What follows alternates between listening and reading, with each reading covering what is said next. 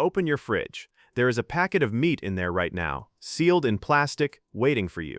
You didn't track it. You didn't risk your life to carry it home. For most of human history, more than 300,000 years, opening a cold box and finding meat would have been pure fantasy. Getting it meant walking toward an animal that outweighed you by thousands of pounds and bringing it down with nothing but sharpened wood and your own mind. So how did a creature with no claws, no fangs, and no real speed kill animals 10 times its size? The answer was not brute strength alone. It's a set of techniques so precise that modern engineers needed decades just to understand why they worked. To understand this, we have to go back nearly 500,000 years to a cold open plain where the first true hunters were learning to turn physics into a weapon. Start with the most counterintuitive weapon ever devised, the one that barely moves. For decades, archaeologists pulled sharp stone points out of mammoth bones across North America and assumed the obvious.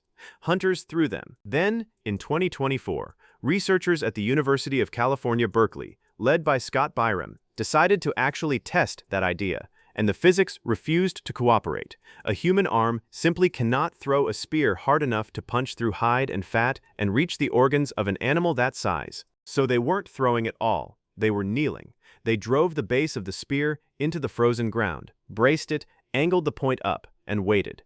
A charging mammoth carries so much momentum that it drives the point into its own body harder than any human could. The hunter supplies almost no force. The animal supplies all of it. The most dangerous creature on the plain becomes the engine of its own death, and the hunter never stands within reach of those legs. You feel a faint echo of it every time you brace a door against the wind instead of shoving back. You let the force come to you. But a planted spear only works if the giant walks onto it. So what did they do when it wouldn't? They stopped fighting gravity and started using it. In the foothills of what is now Alberta, Canada, there is a cliff hunters used for nearly 6,000 years. We call it head-smashed-in buffalo jump. The plan was terrifyingly simple, requiring no direct contact at all. Hunters spent days reading a herd, then funneled hundreds of bison along chosen lines toward a drop they couldn't see until it was too late. Their own panic became the trap. Gravity did the killing. Below the cliff lie bone beds packed many feet deep, thousands of animals stacked across thousands of years. No single human could fight a bison and win, but a group that understood a landscape could turn the earth itself into a weapon. You do this whenever you steer a crowd toward a chosen exit, not forcing anyone, just closing every other option. But not every animal will run off a cliff for you. Some had to be led across miles of open desert, which brings us to one of the largest hunting structures ever built. And from the ground, you would never know you were standing inside one. Across the deserts of the Middle East and Central Asia, the land is scratched with enormous shapes that early pilots nicknamed kites. 2 long stone walls, running for hundreds of yards, slowly narrowing into a funnel that ends in a pit or a hidden drop. Archaeologists studying these structures, including a wave of research around 2022 on sites in Jordan and Saudi Arabia, have shown they channeled entire herds of gazelle toward a single killing point. By the time a gazelle felt the walls tighten around it, the ground had already run out beneath its feet. The genius is in the walls, kept deliberately low, just high enough to make the animals uneasy, never high enough to look worth charging. The builders understood what most people never learn. You don't need to trap an animal, only to make every direction but one slightly more uncomfortable. And almost identical structures appear thousands of miles apart, built by people who never met, not copied. The same intelligent answer found again and again. Walls and cliffs are patient. But the next method turned the human body itself into the weapon. Here is the strangest weapon of all, and you are sitting inside it right now. As a predator, the human body looks like a joke. No claws. Teeth a house cat would laugh at. A top sprinting speed that loses to a startled chicken. But in 2004, 2 scientists, Daniel Lieberman of Harvard University and Dennis Bramble, published a paper in the journal Nature, arguing that your body is engineered for one rare and devastating skill, running slowly for almost forever. 2 to 4 million sweat glands, more than almost any animal, shedding heat while you keep moving. An Achilles tendon that stores and returns energy like a spring. A gluteus maximus, your largest muscle, that barely fires when you walk but roars to life when you run. You breathe independently of your stride, something a four-legged animal cannot do.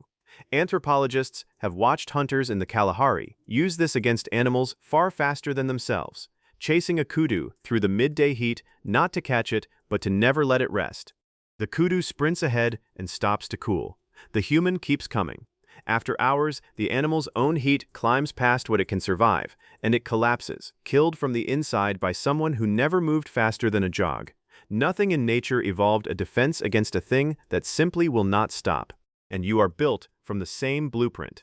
Brute endurance is one thing, but the deadliest upgrade wasn't in the body at all. It was in chemistry.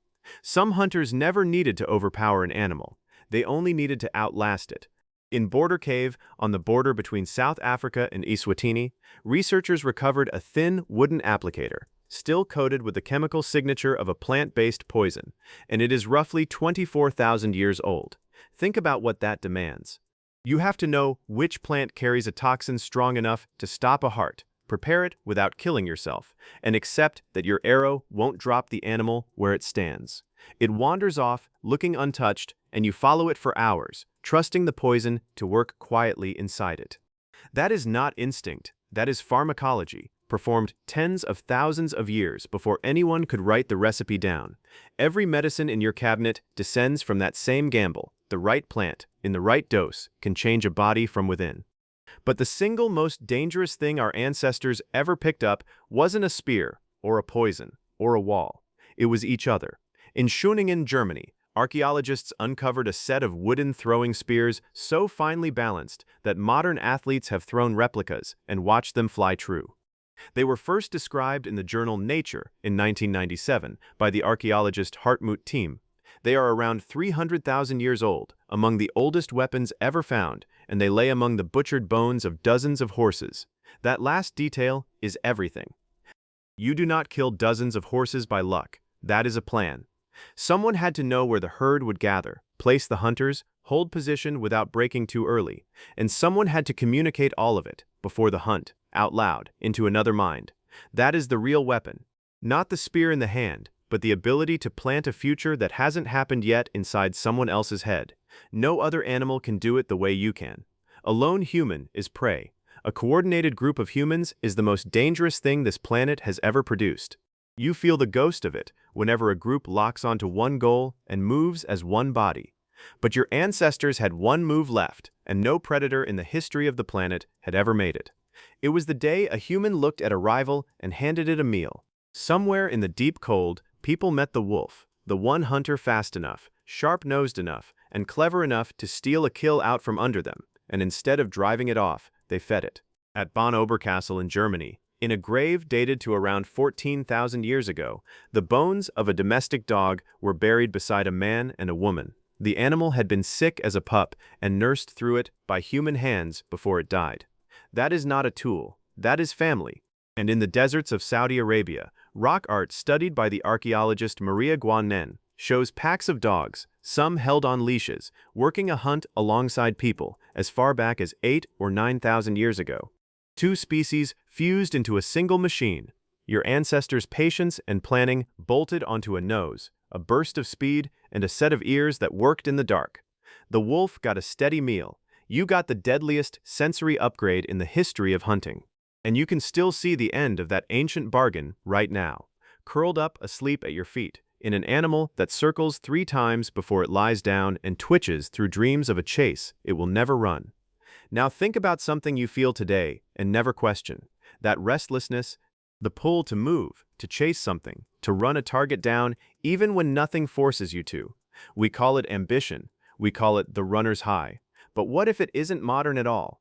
What if the calm focus that floods you mid-effort is the echo of a brain rewarded, for hundreds of thousands of years, for one thing above all, the patient, relentless pursuit of something that outweighed you 10 to 1. You were not built for the fridge. You were built for the chase. For 300,000 years, every meal was earned with intelligence, patience, and trust. The braced spear that let physics kill. The cliff that turned gravity into a hunter. The low walls that herded a desert. The body that outlasted everything faster than it. The poison that worked while you waited. The plan, spoken aloud, that turned a weak animal into the apex of the planet. The rival predator you turned into a partner. Then, in the blink of an eye, we traded all of it for a cold box and a sealed packet, and most of us never even noticed it was gone. The hunters are still inside you. They are just waiting for something to chase. The only real question left is what you choose to point all of it at now.